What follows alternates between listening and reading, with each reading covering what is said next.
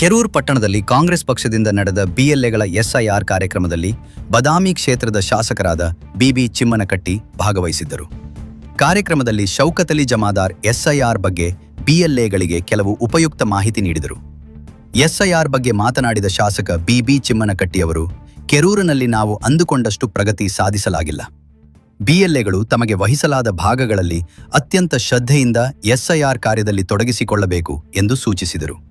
ಇದೇ ಸಂದರ್ಭದಲ್ಲಿ ಮುಖಂಡರಾದ ಹಾಸಿಮಸಾಬ್ ಮುಲ್ಲಾ, ಪಕ್ಷದ ಬಿಎಲ್ಎಗಳು ಸರಿಯಾಗಿ ಕಾರ್ಯನಿರ್ವಹಿಸುತ್ತಿಲ್ಲ, ಯಾರ ಮನೆಗೂ ಭೇಟಿ ನೀಡಿಲ್ಲ ಎಂದು ದೂರಿದಾಗ ಶಾಸಕ ಬಿಬಿ ಚಿಮ್ಮನಕಟ್ಟಿರವರು, ಬಿಎಲ್ಎಗಳಿಗೆ ಈ ರೀತಿಯ ಅಶ್ರದ್ಧೆ ಶೋಭೆ ತರುವುದಿಲ್ಲ. ನಿಮ್ಮ ಕೆಲಸವನ್ನು ಶ್ರದ್ಧೆಯಿಂದ ಮಾಡಿ, ಇಲ್ಲವೇ ಬೇರೆಯವರಿಗೆ ಜವಾಬ್ದಾರಿ ವಹಿಸಿ ಎಂದು ಕಟ್ಟುನಿಟ್ಟಾಗಿ ಸೂಚನೆ ನೀಡಿದ ಘಟನೆಯೂ ನಡೆಯಿತು.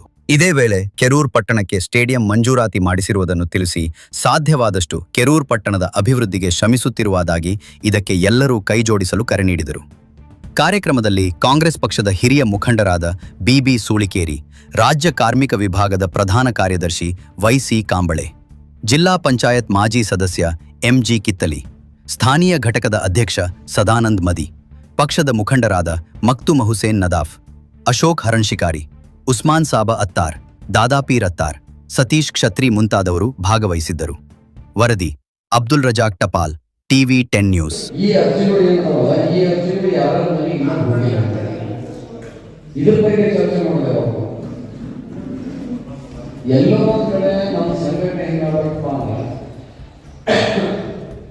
ನಿರ್ಜನದ ನಾಯಕರು ಏನ್ ಮಾಡ್ತಿದ್ರು, ಬಡ ಬಡ ನಾವು ಫಸ್ಟ್ ನಮ್ಮ ಕೆಲಸ ಮಾಡ್ತಾರೆ, ಪ್ರತಿ ಮನೆಗೆ ನಾವು ಬೇರೆಯವ್ರು ಹಿಡ್ಕೊಂಡು